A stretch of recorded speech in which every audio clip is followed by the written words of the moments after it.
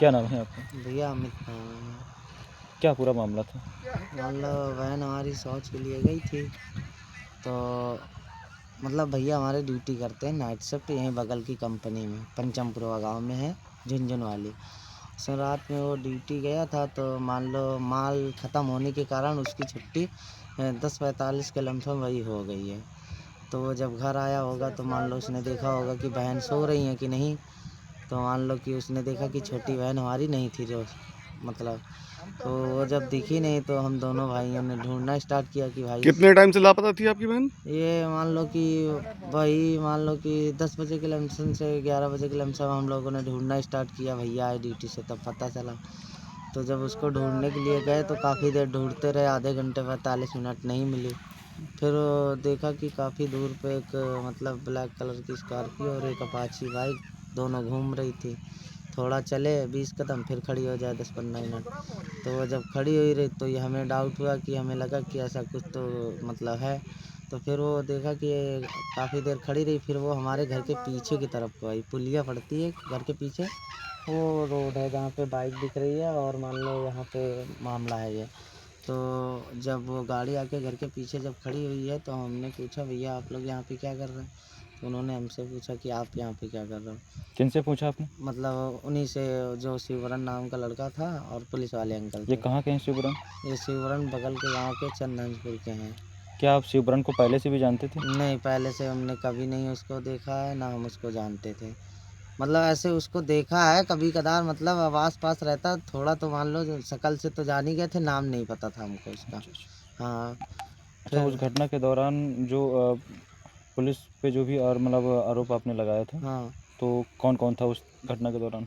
उस घटना में दोनों लोगों ने, बहन हमारी जब घर आई है उसने बताया है कि मतलब हमारे साथ अगर घर पे बताते हो तो मैं जान से मार देंगे। और हाँ, मतलब उन दोनों लोगों ने उसके साथ मतलब गंदी हरकत की। और उसने जब बताया ऐसी ऐसी बात है तो हमने 112 पे रात में कॉल किया। फिर सुबह चौकी बुलाए 11 बजे, तो हम 11:30 बजे पहुँचे। तो जब हम पहुँचे तो हमारी बहन ने उसको पहचान लिया, लड़कों को। लड़के को पहचान लिया? हाँ, लड़के को जब पहचान लिया तो वो लड़का ने मतलब गलत शब्दों का उपयोग किया, उल्टा सीधा बोलने लगा। तो हमने कहा प्रशासन यहाँ पे खड़ी है और आप ऐसे बोल रहे हो।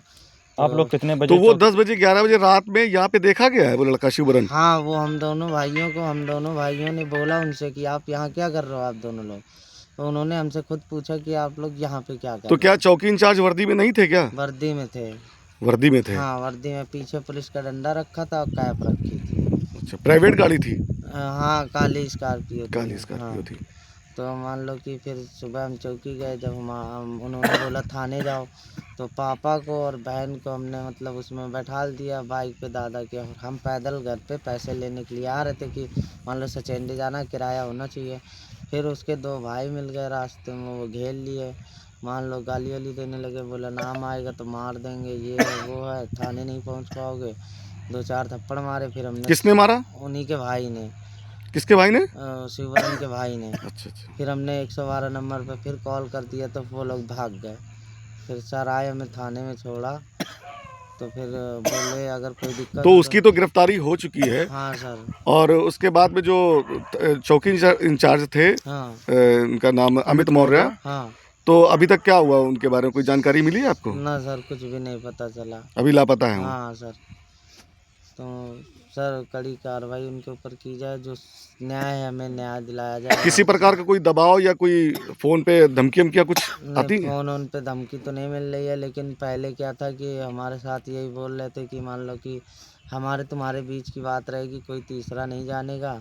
मान लो जो अपना 5-10 लाख रुपए लेना हो, मान लो तुम्हारा भी पैसा लगेगा, हमारा अच्छा, भी ये लगेगा। 5-10 लाख किसने बोले थे? उन्हीं के शिवरन के भाई ने बोला। भाई ने बोला। हाँ, और उस समय ना आपके पास चौकी इंचार्ज थे अमित हाँ, मौर्य, हाँ। उनसे कोई बात हुई अमित मौर्य से उस दिन? अमित मौर्य से सर उसी दिन रात में जब ये मामला हुआ था तो दोनों लोग यहीं पुलिया पे हमारी उतनी बात हुई थी भाई। वो बोले कि यहाँ उतर के आए, कि हमने कहा सर गुस्सा ना होइए, हम लोग जा रहे हैं, सर बहन ढूंढ रहे हैं, वही खो गई थी। तो बोले उतर के आए क्या? हमने कहा उतरिए नहीं सर, हम लोग बहन को ढूंढ रहे हैं बस। फिर किस तरफ से वापसी गए थे ये लोग? वो लोग कम से कम वो हमारे घर हमको भेजने के बाद वहाँ 45 मिनट गाड़ी दोनों खड़ी रही। फिर इसके बाद वो गाड़ी का ब्लैक स्कॉर्पियो सचेंडी की तरफ चली गई सीधी। और लड़का यहीं रोड से मुड़ के अपना चंदनपुर चला गया।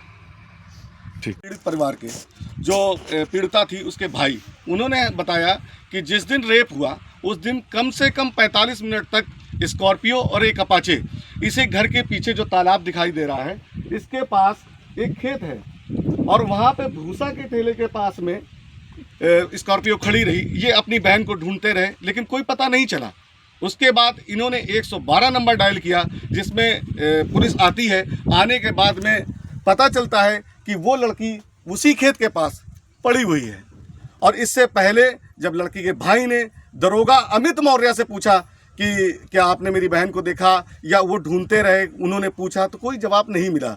जो अमित मौर्य है इससे पहले भी बहुत से कारनामे उन्होंने कर रखे हैं। यहाँ पे एक मामला जो पिछले 2 महीने करीब एक यूकेलिप्टस लकड़ी का था जिसमें 5,000 रुपये की वसूली की थी उन्होंने। और उसके साथ ही अन्य ऐसी घटनाएं हैं जैसे तेल वगैरह वगैरह तमाम ऐसी चीज़ें जिसको अभी उजागर होना बाकी है। जो फरार दरोगा अमित मौर्य उसके इनाम घोषित हो चुका है जिसका 50,000 मूल्य धनराशि रखी गई है और पीड़ित परिवार सिर्फ यही चाहता है कि उसकी गिरफ्तारी हो। मैं फ़हीम खान, चाणक्य न्यूज़ इंडिया से।